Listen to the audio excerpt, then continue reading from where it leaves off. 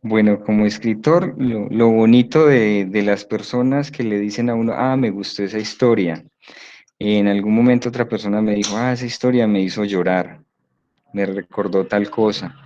La mamá de alguien, de un estudiante que leyó uno de los cuentos de este libro que se llama Manopásticas, yo no sabía que la señora estaba leyendo el libro, me escribió por WhatsApp y me dijo, yo tuve un familiar, una hermana, algo así, que le pasó algo muy parecido y leyendo ese cuento volví a revivir eso.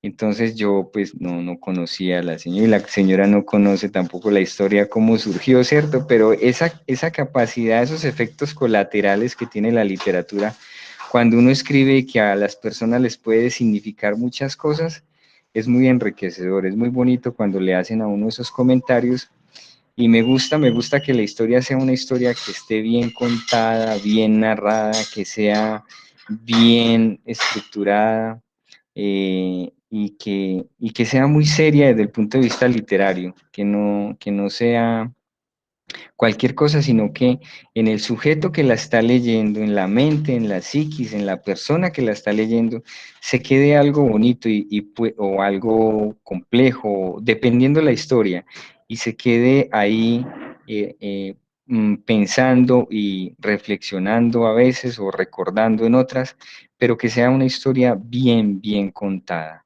Eso sí, si no siento eso, no concibo que la historia esté completa del todo, entonces le doy más tiempo hasta que sienta que realmente la historia ya tiene personalidad como tal.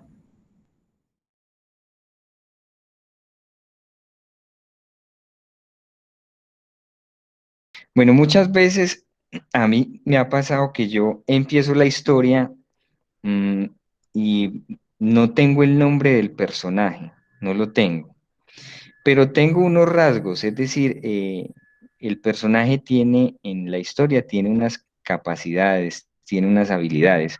O el personaje en la historia está viviendo una experiencia o está enfrentando un reto, o el personaje está en un mundo de ficción, etcétera, ¿cierto? Pero muchas veces no tengo el nombre.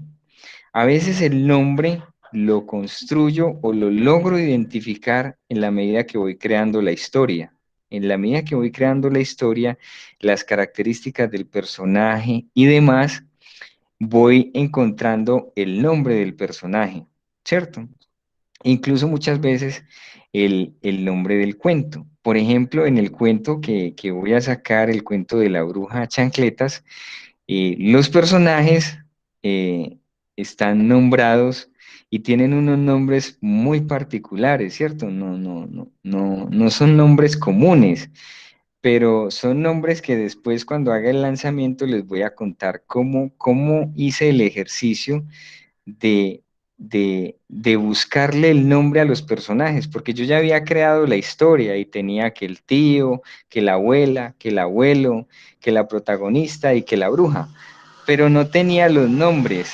Entonces le faltaba ese carácter, esa característica, esa personalidad a los personajes y empecé entonces a hacer un ejercicio de pensar muy bien los nombres de los personajes. Y me gusta mucho un autor, también respondiendo a lo que Andrés nos preguntaba ahora, que se llama Gianni Rodari, un italiano.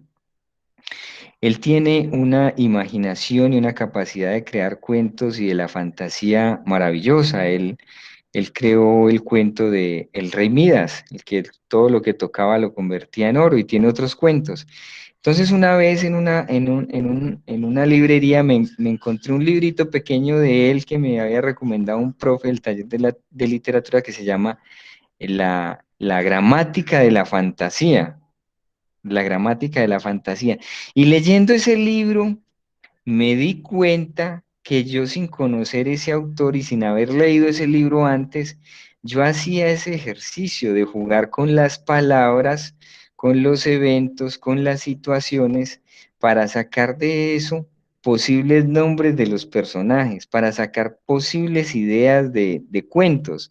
Entonces, ese libro me gustó mucho porque me sirvió a mí para entender que lo que yo estaba haciendo no era una locura, ¿Quién no estaba jugando como un niño? Entonces, es así como le empiezo a dar personalidad a los protagonistas y también después de ir obteniendo eso, los voy nombrando, les voy dando un nombre para que su nombre vaya con esa personalidad que va a estar inmersa en toda la atmósfera de la historia.